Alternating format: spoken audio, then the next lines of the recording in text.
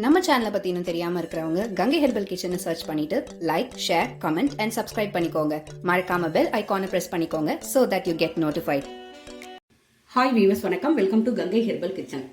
மழை பெய்ய ஆரம்பிச்சிருச்சு. எல்லாரும் ஜாக்கிரதையாக இருங்க. எப்படி என்ன பண்ணணும்னு ஒன்றும் தெரியல. சேஃபாக இருங்க. வீட்டில் என்ன தேவையானது இந்த அரிசி, பருப்பு, சிலிண்டர் முதல்ல இருக்கணுங்க. ஏதோ கஞ்சி வச்சு குடிக்கிறதுக்காவது ஜாக்கிரதையாக இருங்க. கடவுள்கிட்ட எல்லாரும் ப்ரேயர் பண்ணிப்போம். ஆனால் மழை வேணும் தான். நம்மளெல்லாம் சேதப்படுத்தாமல் மழை பெஞ்சா ஓகே தான். ஓகேங்களா? தண்ணிக்கு எங்கே போகிறது? நம்ம விவசாயிகளுக்கு கஷ்டம். அதனால் என்ன பண்ணுறதுன்னு ஒன்றும் புரியல. கடவுள்கிட்ட ப்ரேயர் பண்ணிக்கலாம். அந்த அண்ணாமலையார் தான் காப்பாற்றணும். தீபம் வேற வருது, பார்க்கலாம். ஃப்ரைட் ரைஸ் பண்ணியிருக்காங்க. பாஸ்மதி ரைஸை உங்களுக்கு தேவையான அளவு கொஞ்சம் நேரம் ஒரு 1/2 hour ஊற வச்சுட்டு நல்லா தலதலன்னு தண்ணி கொதிக்க விட்டு உப்பு கொஞ்சம் சேர்த்துட்டு உதிரி உதிரியாக 3/4 வேக்காடு வந்த பிறகு எடுத்து வடித்து விட்டு ஒரு பாத்திரத்தில் போட்டு ஆற வச்சுருங்க. சும்மா 1 ஸ்பூன் நல்லெண்ணெய் விட்டு கிளறி ஆற வச்சுருங்க. ரொம்ப கிளற வேண்டாம். சும்மா திருப்பி விட்டா போதும். ஸ்பூனோட அடி காம்பால இல்லைன்னா கரண்டியோட காம்பால, சரிங்களா, வச்சிருங்க. அதுக்கப்புறம் என்ன பண்ணுங்க, கார்ன் நீங்கள் வாங்கிட்டு வந்து அது பச்சையாக இருக்கும்போது உரிச்சிங்கன்னா ஈஸியாக இருக்குது உங்களுக்கு. நல்லா கையாலே இப்படி இப்படி பண்ணீங்கன்னா வந்துடுது. அதை எடுத்து ஒரு பாக்ஸில் வச்சுக்கோங்க. மறுநாள் என்ன நீங்கள் அப்பயே பண்ணாலும் பண்ணிக்கோங்க. நல்லா ஸ்டீமில் வச்சு வேக வச்சு எடுத்துக்கோங்க. எடுத்து வச்சுக்கிட்டு கொஞ்சமாக எண்ணெய் ஊற்றிக்கோங்க, இல்லை நெய் ஊற்றிக்கோங்க, இல்லை நல்லெண்ணெய் எது வேணால் சேர்த்துக்கோங்க. சேர்த்துட்டு நீங்கள் என்னென்ன ஸ்பைசஸ் போடுறீங்களோ அந்த எல்லாமே போட்டுக்கோங்க. பட்டை, லவங்கம், ஏலக்காய், அன்னாசி மொக்கு, உங்களுக்கு என்ன வேணுமோ போட்டுக்கோங்க. நான் இதில் என்ன பண்ணியிருக்கேன்னா வெறும் பெருஞ்சீரகமும் அது மட்டும்தான் சேர்த்துருக்கேன். பெருஞ்சீரகம் சேர்த்துட்டு வெடிக்க விட்டு கருவேப்பிலை போட்டுட்டு இஞ்சி பூண்டு மட்டும் கொஞ்சம் நிறைய குட்டி குட்டியாக சாப் பண்ணி போட்டிருக்கேன். போட்டுட்டு நல்லா கொஞ்சம் ஒரு 2 நிமிஷம் சாட்டை பண்ணிவிட்டு அதுக்கப்புறம் முதல்ல பீன்ஸை போட்டுருங்க. பீன்ஸை போட்டு கொஞ்சம் நேரம் வதக்கி மூடி வச்சுருங்க. அதுக்கப்புறம் கேரட் சேர்த்தேன், குடமிளகா சேர்த்தேன்.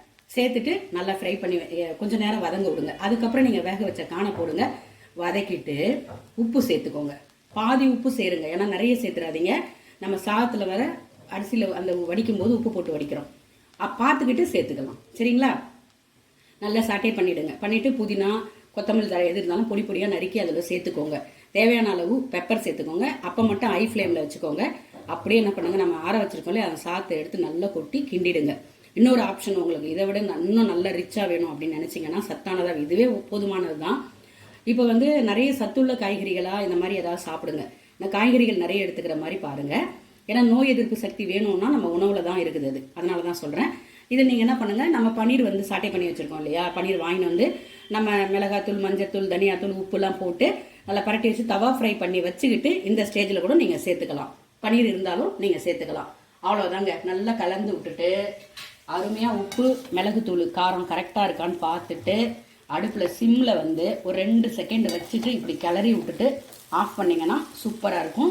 இதில் நெய் வேணுமா, நல்லெண்ணெய் வேணுமா, பட்டர் வேணுமா, கல்லெண்ணெய் வேணுமான்றது உங்களுடைய ஆப்ஷன். ஓகேங்களா?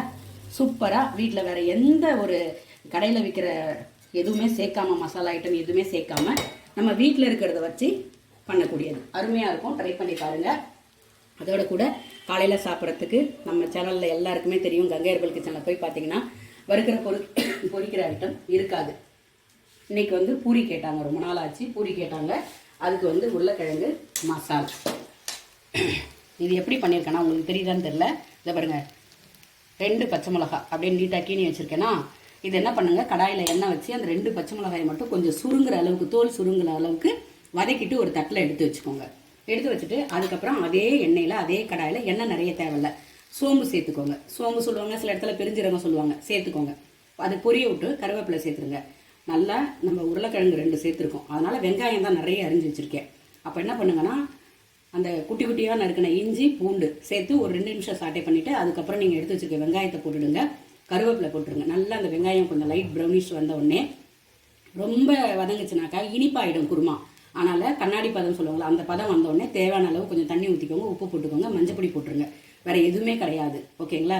நல்லா தலதலன்னு கொதிச்சு வெங்காயம் கொஞ்சம் வெந்த பிறகு நீங்கள் 1 உருளைக்கிழங்கோ இல்லை 2 உருளைக்கிழங்கோ அந்த மாதிரி இருந்ததுன்னா குட்டி குட்டியாக சாப் பண்ணி போட்டுட்டு அதில் ஒரு கரண்டி காம்பால் மசிச்சிங்கன்னா போதும். மசிச்சுட்டு இந்த மாதிரி கிரேவி வந்துடும்.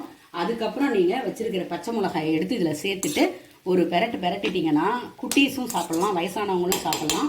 இந்த உருளைக்கிழங்கு இருக்குது அப்படின்னா வயசானவங்க அவாய்ட் பண்ணிட்டு குட்டீஸ்க்கு எடுத்து வச்சிடலாம். ஓகேங்களா? வெங்காயம் நிறைய இருந்தால் சாப்பிட்லாம், தப்பு கிடையாது. ஆனால் பெருங்காயம் கொஞ்சம் கூட சேர்த்துக்கோங்க. பூண்டு, இஞ்சி கொஞ்சம் நிறைய சேர்த்துக்கோங்க. இவ்வளோதாங்க. சூப்பராக பண்ணி பாருங்கள். பூரிக்கு அருமையாக இருக்கும். அதே மாதிரி மசால் தோசை இதுக்கெல்லாம் சூப்பராக இருக்கும். ட்ரை பண்ணி, கல் தோசைக்கு பிரமாதமாக இருக்கும். இதான் சிம்பிளுங்க. ட்ரை பண்ணி பாருங்கள். இதான் இன்றைய சமையல். பூரி, குருமா, வெங்காய குருமா, ஃப்ரைட் ரைஸ். இதாங்க இன்றைய சமையல். இதோட கூட நீர்மோர் இல்லைன்னா மாதுளம்பழம் ஜூஸ் இல்லைன்னா 2 வாழைப்பழம் எடுத்துக்கிட்டிங்கன்னா இதுவே போதுமான ஒரு உணவுங்க. ட்ரை பண்ணி பாருங்கள். ட்ரை பண்ணி பார்த்துட்டு உங்கள் பதிலை சொல்லுங்கள். சப்ஸ்கிரைப் பண்ணிக்கோங்க, ஷேர் பண்ணுங்கள், லைக் பண்ணுங்கள், கமெண்ட் பண்ணுங்கள், உங்கள் பதிவு பண்ணுங்கள். மறக்காமல் உங்கள் சப்போர்ட்டை கொடுங்க. நன்றி.